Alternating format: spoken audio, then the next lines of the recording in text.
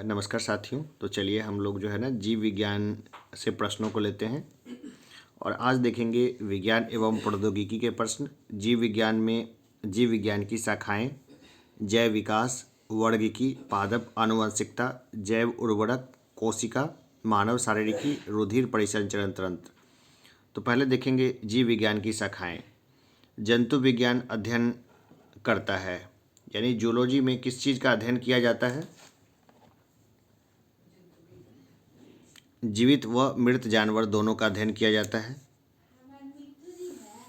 ठीक है ना, जीवित और मृत दोनों का ही किया जाता है। फूलों के अध्ययन को कहते हैं, ये कहते हैं एंथोलॉजी। फूलों के अध्ययन को कहते हैं एंथोलॉजी। कीटों के वैज्ञानिक अध्ययन को कहते हैं, ये है एंटोमोलॉजी। कीटों के वैज्ञानिक अध्ययन को कहते हैं एंटोमोलॉजी। निम्नांकित विषयों में से कौन सा विषय जनसंख्या एवं मानव जाति के महत्वपूर्ण आंकड़ों के अध्ययन से संबंधित है? तो यह है जनांकिकी।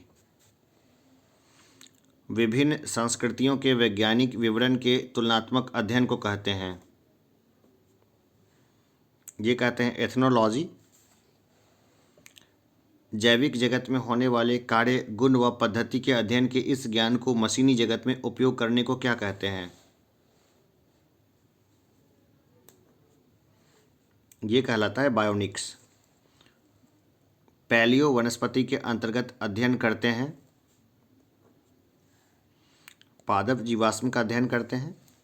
रेशम कीट पालन को कहते हैं, ये कहलाता है सेरीकल्चर।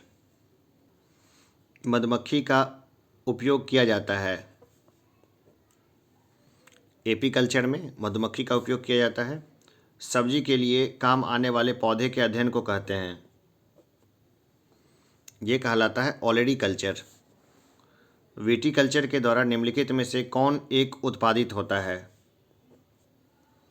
तो यह है अंगूर। वर्मी कल्चर में प्रयुक्त वर्म होता है, तो यह है अर्थवर्म।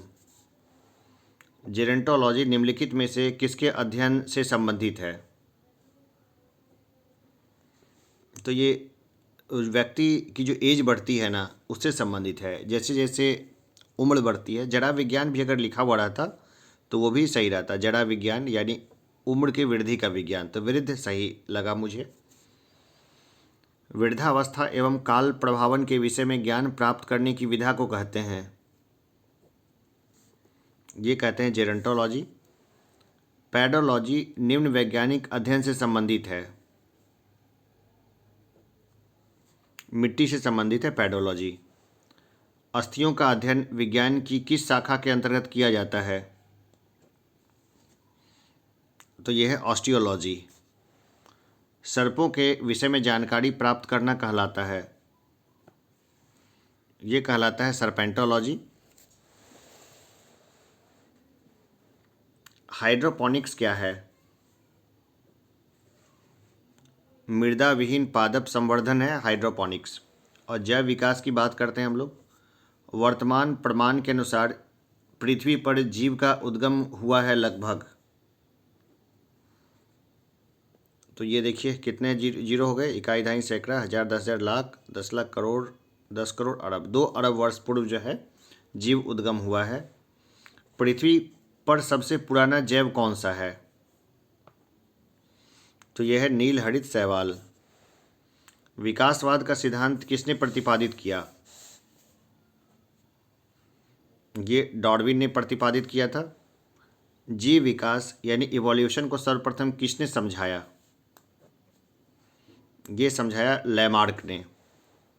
विकास के उत्परिवर्तन सिद्धांत का प्रतिपादन किया था, ह्यूगो डी ब्रिज ने किया था। विकास का मुख्य कारक है, यह है प्राकृतिक वर्णन। विकास का मुख्य कारक है प्राकृतिक वर्णन। जैव विकास के संदर्भ में सांपों में अंगों का लोप होने का स्पष्ट किया जाता है, अंगों का उपयोग तथा अनुपयोग किए जाने से।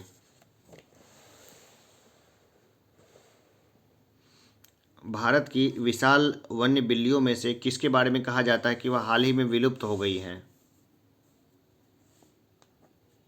देखिए, चीता। चीता के बारे में कहा जाता है कि हाल ही में विलुप्त हो गई हैं।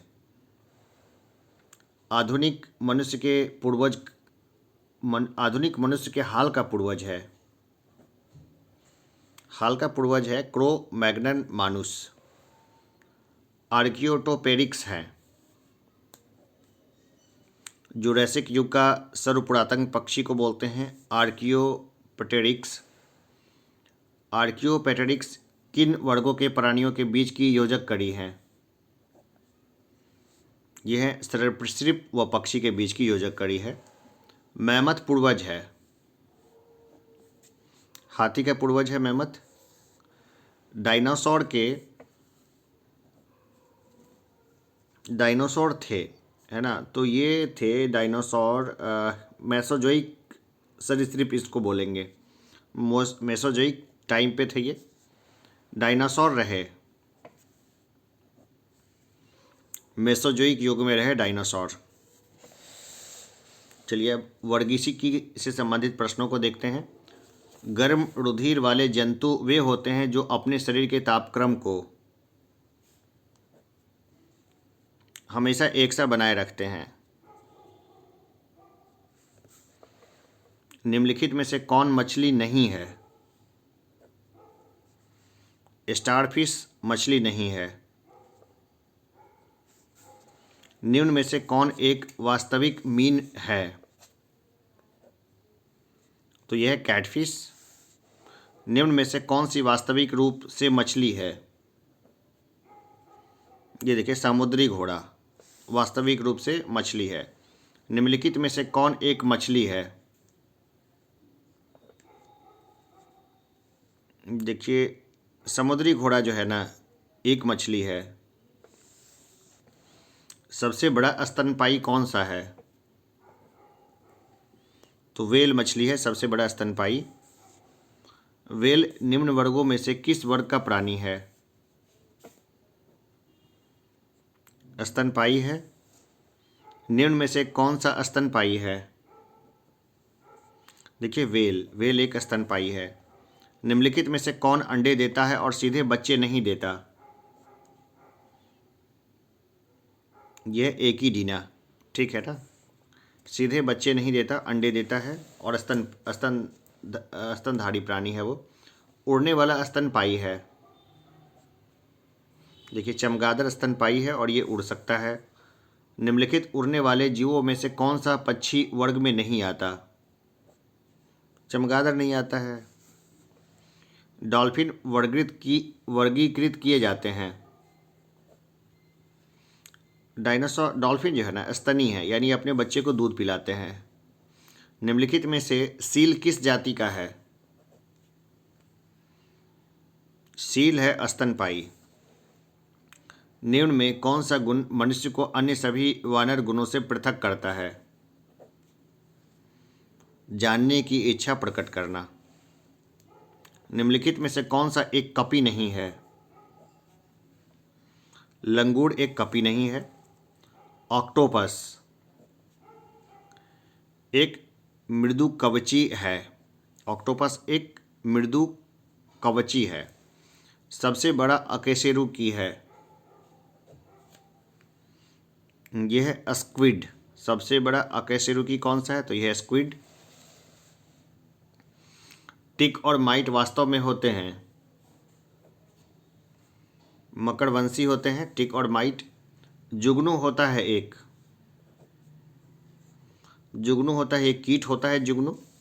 निम्नांकित में कौन सा कीट नहीं है? मकड़ी जो है वो कीट नहीं है। मकड़ी कीट से भिन्न होती है क्योंकि मकड़ी में पाई जाती है 8 टांगें पाई जाती है मकड़ी में। निम्नलिखित में से किस ग्रुप के जंतु प्रायः रात्रिचर होते हैं? मच्छर, चमगादड़, उल्लू रात्रिचर हैं। निम्नलिखित में से कौन से प्राणी अपना आंत्र में जल का संग्रह कर लेते हैं? ऊंट अपने आंत्र में जल का संग्रह कर लेता है। सर्पों की विष ग्रंथियां किसकी समांग है? अकशेरुकी प्राणियों की समांग है ये। अब पादप की बात करते हैं। चट्टान पर उगने वाले पादप कहलाते हैं शैलोद्भिद कहलाते हैं। चट्टानों पर उगने वाले पादप। निम्नलिखित में से कौन सा एक कीटाहारी पादप है? तो यह है घटपर्णी। घटपर्णी के निम्नलिखित भागों में से कौन सा एक घट में रूपांतरित होता है? तो पत्ता घट में रूपांतरित होता है। निपेंथियस खासियाना घटपर्णी नामक दुर्लभ एवं आपातित पौधा पाया जाता है। मेघालय में पाया जाता है ये। पौधे के कौन से भाग से हल्दी प्राप्त होती है? देखिए, पौधे के कौन से भाग से हल्दी प्राप्त होती है? तना से। तना से हल्दी प्राप्त होती है। हल्दी के पौधे का खाने लायक हिस्सा कौन सा है? देखिए, प्रकंद। खाने लायक हिस्सा कौन सा है? तो ये प्रकंद है। फलों का वह प्रकार जिसमें लीची को रखा जा सकता है वह है? एक बीजी बेरी है लीची। निम्न अधोभूमि उत्पादित सब्जियों में से कौन सी एक रूपांतरित जड़ है? देखिए, शकरकंद एक रूपांतरित जड़ है। निम्नलिखित पादपों में से किसका संग्रह अंग तना नहीं है? देखिए, शकरकंद का। देखिए, काम की बातें ही अभी बोलूँगा मैं। जो इधर उधर की बातें होगी ना, वो लेक्चर के लास्ट में हो सकता है कि मैं कर लूँ या वो भी ना करूँ, क्योंकि ये जो है ना एकदम सीरियस एस्पिरेंट के लिए एक क्लास है जो कि श्योर सक्सेस करना चाहते हैं। ये नहीं कि आप इधर उधर घुमाते हुए टाइम पास करने का यहाँ मेरा मकसद नहीं है। निम्नलिखित में से कौन सा रूपांतरित स्तंभ है? तो आलू रूपांतरित स्तंभ है। निम्नलिखित में से कौन सा एक कवकों और उच्चतर पादपों की जड़ों के बीच उपयोगी प्रकार्यक साहचर्य है? इसको बोलेंगे कवक मूल। फलीदार पादपों की जड़ों में उपस्थित गांठों में पाए जाने वाले नत्रजन स्थिरीकरण जीवाणु हैं। तो ये हैं सहजीवी। तना काट आमतौर से किसके प्रवर्धन के लिए प्रयोग किया जाता है? गन्ना के लिए। लौंग है। बंद कलियां। लौंग क्या है? तो ये बंद कलियां हैं। निम्नलिखित मसालों में से कौन सी एक पुष्प कलिका होती है? देखिए, लौंग है ना एक पुष्प कलिका है। केसर होता है सूखा मिश्रण। फूल के बीज बनने वाले भाग का। निम्न में से कौन सा एक फूल है? कौन सा एक फल है? देखिए, इसमें से आलू मूली शकरकंद में भिंडी जो है ना, इसको हम लोग फल में रखते हैं, ठीक है ना। तो भिंडी क्या एक तरह का फल है, लेकिन इसको लोग भुजिया सब्जी सब बना के खा जाते हैं। आप भिंडी को ऐसे डायरेक्ट भी खा सकते हैं। कॉर्क निम्नलिखित में से किस पेड़ से प्राप्त होता है? देखिए, क्वेकर्स से कॉर्क प्राप्त होता है। लहसुन की अभिलाक्षणिक गंध का कारण है? तो यह है सल्फर यौगिक। जीवन चक्र की दृष्टि से पौधे का सबसे महत्वपूर्ण अंग है? यह है पुष्प।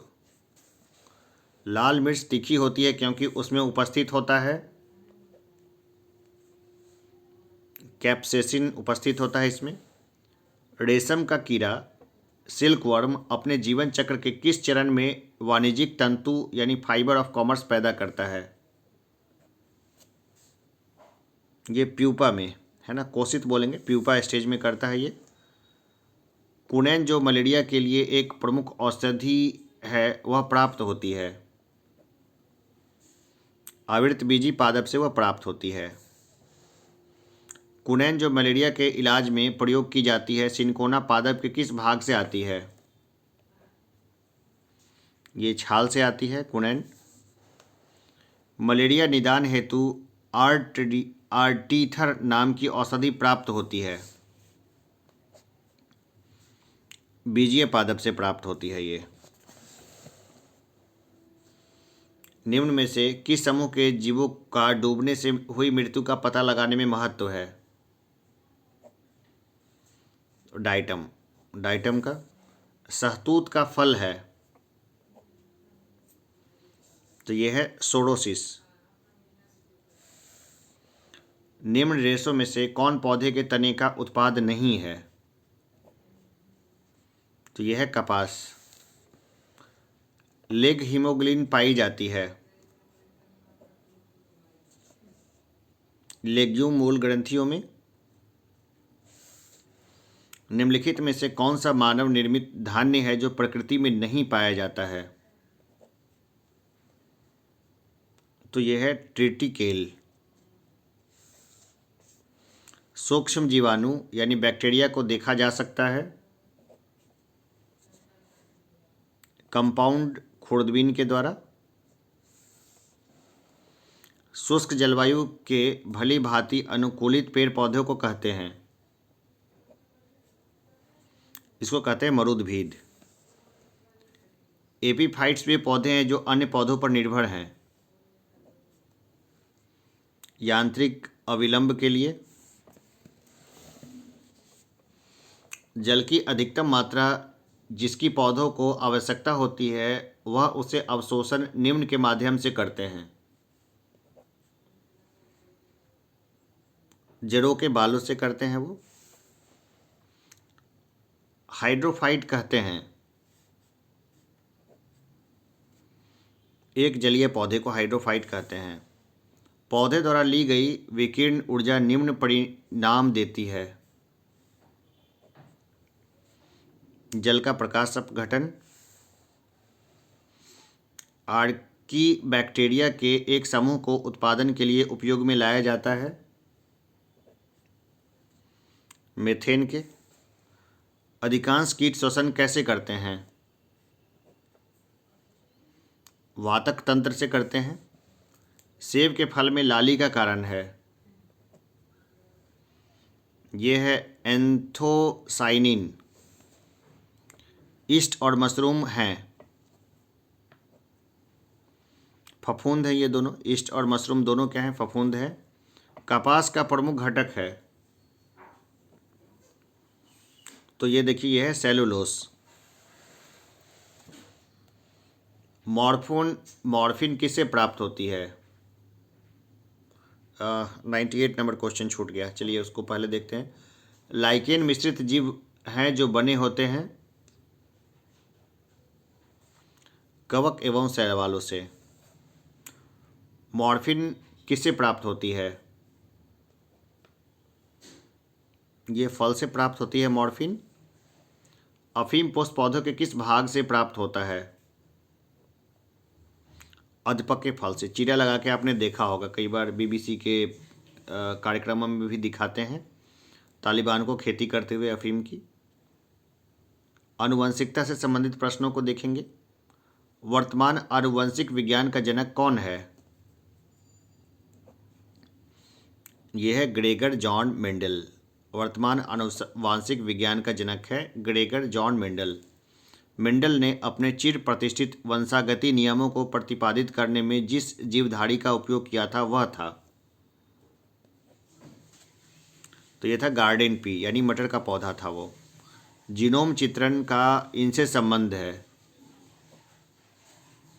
जीन्स का चित्रण है। जीनोम चित्रण क्या है? तो ये जीन्स का चित्रण है। जीवों में आनुवंशिक लक्षण संतान में ले जाए जाते हैं क्रोमोसोम द्वारा। हमारे शरीर में आनुवंशिकता की इकाई को कहते हैं जीन बोलते हैं उसको। प्लवमान जीन यानी जंपिंग जीन के सिद्धांत का प्रतिपादन किसने किया था? ये किया था बारबरा मेलिंगटॉक ने। डीएनए में उपलब्ध कौन सा यौगिक एमिनो अम्ल नहीं बनाता है? देखिए टायरोसिन जो है ना ये एमिनो अम्ल नहीं बनाता है। अब जैव उर्वरक की बात करते हैं। निम्नलिखित में से कौन सा एक जैव उर्वरक का स्रोत है? एजोला जैव उर्वरक का स्रोत है। निम्न में से कौन एक जैविक उर्वरक है? देखिए, एजोला एक जैविक उर्वरक है। निम्नलिखित किस फसल में नील हरित शैवाल मुख्यतः जैव उर्वरक के रूप में प्रयोग होते हैं? यह है धान। नील हरित शैवाल का उपयोग नत्रजन आपूर्ति हेतु किया जाता है, तो यह है धान को। निम्न के साथ मिलाने से एजोला एक अच्छा उर्वरक होता है। हड्डी का चूड़ा, ठीक है ना, हड्डी का चूड़ा मिला देने से एक अच्छा उर्वरक होता है। बहुत सारे लोगों को थोड़ा अजीब लगे, नहीं नहीं नहीं, ये गलत मैंने बोला, हड्डी का चूड़ा नहीं होगा ये, नील हरित शैवाल। निम्न के साथ मिलाने से एजोला एक अच्छा उर्वरक होता है, तो नील हरित शैवाल मिला देने से ना वो एक अच्छा उर्वरक हो जाता है। एजोला बहुधा जैव उर्वरक के रूप में प्रयोग किया जाता है क्योंकि इसका सहचारी है इसका। यह है नील हरित शैवाल। सोयाबीन में नत्रजन स्थिरीकरण यानी नाइट्रोजन फिक्सेशन के लिए जिम्मेदार बैक्टीरिया है। यह है राइबोजियम जैपनोकियम। कोशिका की बात करते हैं तो नाभिक के अलावा कोशिका के किस कोशिकांग में डीएनए होता है? ये होता है माइटोकॉन्ड्रिया में। साधारण मनुष्य में गुणसूत्र होते हैं, तो ये होते हैं 46। मानव शरीर की कोशिकाओं में पाए जाने वाले गुणसूत्र जोड़ी की संख्या है 23 जोड़ी गुणसूत्र, यानी टोटल 46 गुणसूत्र पाए जाते हैं। निम्न में से किसमें लिंग गुणसूत्र नहीं होते? देखिए, छिपकली में लिंग गुणसूत्र नहीं होते हैं। पादप कोशिका जंतु कोशिका से किस प्रकार भिन्न होती है? कोशिका भित्ति के रूप में ये दोनों भिन्न होती है। जैव कोशिका का कौन सा भाग पावर हाउस कहलाता है? तो यह है माइटोकॉन्ड्रिया, पावर हाउस कहलाता है। पीत पिंड कहाँ पाई जाने वाली कोशिकाओं की संहति है? तो ये पाई जाती है अंडाशय में। मानव शरीर के किस अंग में लसिका कोशिकाएं बनती है? देखिए, तिल्ली में बनती है लसिका कोशिकाएं। प्रकर्मित कोशिका मृत्यु यानी प्रोग्राम्ड सेल डेथ के कोशिकीय और आणविक नियंत्रण सेलुलर एंड मॉलिक्यूलर कंट्रोल को कहते हैं। इसको कहते हैं एपोप्टोसिस। हमारे तंत्र में अधिकतम एटीपी अणुओं को उत्पन्न करने वाला पद है,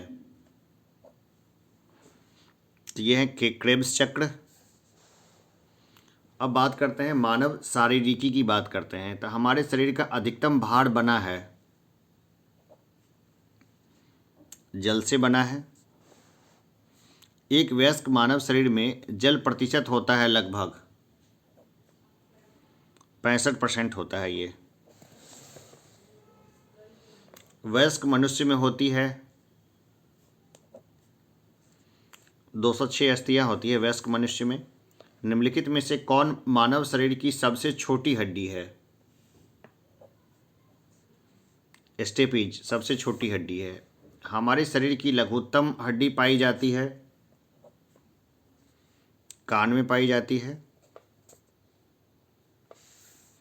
मनुष्य की खोपड़ी में कुल कितनी अस्थियां होती है? 28 अस्थियां होती है। वैसे मैं इसके बारे में एक सेपरेट मैंने बताया हुआ है कि क्या हिसाब किताब है इसका, ठीक है, और इसको मैं अलग से फिर एक कैलकुलेशन अच्छे से बता दूंगा। मनुष्य के शरीर में पसलियों के कितने जोड़े होते हैं? 12 जोड़े होते हैं पसलियों के, गिन के देख लीजिएगा, ठीक है ना। वैसे कई लोग, जब बच्चे हैं ना कई सारे, वो हमारे गांव में भी जब नहा रहे होते हैं ना, तो उनकी पसलियां गिनी जाती है कई बार। मनुष्य के शरीर में पैर की हड्डी ठोस होती है, पैर की हड्डी। शल्य क्रिया में आर्थोप्लास्टी क्या है? कूल्हे के जोड़ का प्रतिस्पादन हिप ज्वाइंट रिप्लेसमेंट है। शल्य क्रिया में ऑर्थोप्लास्टी क्या है? कूल्हे के जोड़ का प्रतिस्थापन। कशेरुकरज्जु स्पाइनल कॉर्ड्स में से कितनी जोड़ियां तंत्रिका निकलती है?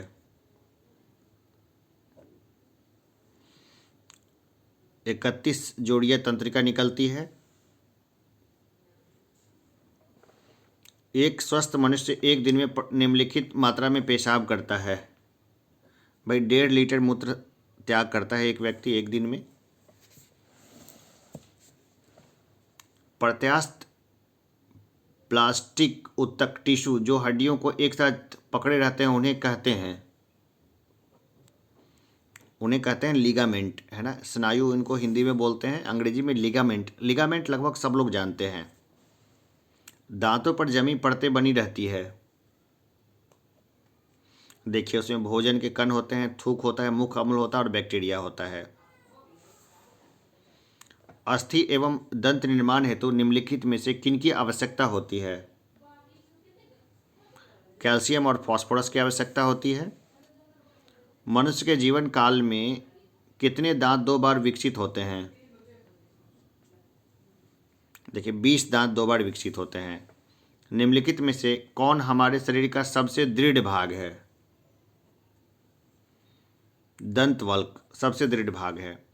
प्रतिवर्ती क्रियाएं यानी रिफ्लेक्स एक्शन का नियंत्रण केंद्र कहाँ पर है? यह है कशेरुकरज्जु स्पाइनल कॉर्ड में है ये। मानव में शरीर के निम्नलिखित भागों में से किस एक में शुक्राणु डिंब को निषेचित करता है? देखिए इसके ऊपर तो लंबी बहस हुई थी एक बार, है ना। डिंब वाहिनी नली में ये करता है ये। मादा जनन पथ में पहुंचने के पश्चात मानव शुक्राणु अपनी निषेचन क्षमता सुरक्षित रखते हैं 1 से 2 दिनों के लिए बस। 1 से 2 दिन में अगर उसको ना मिले ना अगर अंडाणु तो वो डिस्ट्रॉय हो जाता है। तो देखिए गांव में ना बहुत सारे लोग ये जानते नहीं हैं कि बच्चों को कैसे रोका जाए, तो इस बात को समझ नहीं पाते हैं। लेकिन जितने समझदार लोग हैं वो जानते हैं कि भाई स्पर्म को ना ओवम से नहीं मिलने दो, बस बच्चे नहीं होंगे। खैर सेक्स एजुकेशन की बहुत ज़रूरत है ग्रामीण साइड में खास करके। मानव भ्रूण का हृदय कब स्पंदन करने लगता है? अपने परिवर्धन के चतुर्थ सप्ताह में। निम्नलिखित में से कौन सी कला परिवर्धनशील भ्रूण की शुष्कन से रक्षा करती है? तो ये है उल्ब यानी एमनियन। श्वसन क्रिया में वायु के कौन से घटक की मात्रा में कोई परिवर्तन नहीं होता है? देखिए नाइट्रोजन में कोई परिवर्तन नहीं होता है। एक स्वस्थ व्यक्ति का हृदय 1 मिनट में औसत कितनी बार धड़कता है? 72 बार धड़कता है वो। अब देखते हैं रुधिर परिवहन तंत्र को। हीमोग्लोबिन क्या है? मानव रक्त में पाया जाने वाला पदार्थ है हीमोग्लोबिन। शरीर में हीमोग्लोबिन का कार्य है ऑक्सीजन का परिवहन, हीमोग्लोबिन का कार्य है। किस प्राणी के जीव द्रव्य में हीमोग्लोबिन का विलय हो जाता है? देखिए केचुआ में। तो चलिए बहुत जल्दी हमने इसको समेट दिया। अब हम लोग जो है ना जीव विज्ञान के बाकी और प्रश्नों को भी हम लोग देखेंगे। तो जितने एस्पिरेंट हैं ना जो मेरी क्लासेस को देख रहे हैं उनका मुझे लगता है कि नहीं रुकेगा, क्योंकि मैं जो क्लास ले रहा हूँ ना ये बहुत बोरिंग है क्लास। ये समझिए मैं एकदम काम की बातें करता हूँ, एक्स्ट्रा बातें नहीं करता, बहुत अपने टॉपिक पे एकदम स्टिक रहता हूँ। तो वैसे कंडीशन में आप समझ रहे हैं कि कितने लोग हैं जो मनोरंजन की बातों करने के लिए यूट्यूब पे आते हैं। उनको मैं इतनी सारी सीरियस मैटर मैं बताता हूँ और वो सुनते हैं। इनका मतलब ये है कि जो लोग इस क्लास को देख रहे हैं उनका रिजल्ट जो है ना, मुझे लगता है कि उनका रिजल्ट पक्का है। तो चलिए रेगुलर स्टडी करिए और बेहतर हो कि सबसे पहले ना ये टॉपिक्स जो है पहले तैयार कर लीजिए, इसके बाद इसको एज ए सेट लगाने के लिए आइए। अगर आपको लगता है कि मैं जल्दी जल्दी बोल रहा हूँ तो आप इसको स्लो कर लीजिए, यूट्यूब में फैसिलिटी है। और अगर आपको लगता है कि नहीं आपकी स्पीड थोड़ी फास्ट है तो इसको थोड़ा सा तेज़ कर लीजिए। तो चलिए अभी के लिए इतना ही, फिर मिलेंगे एक छोटे से ब्रेक के बाद और मिलते ही रहेंगे। धन्यवाद।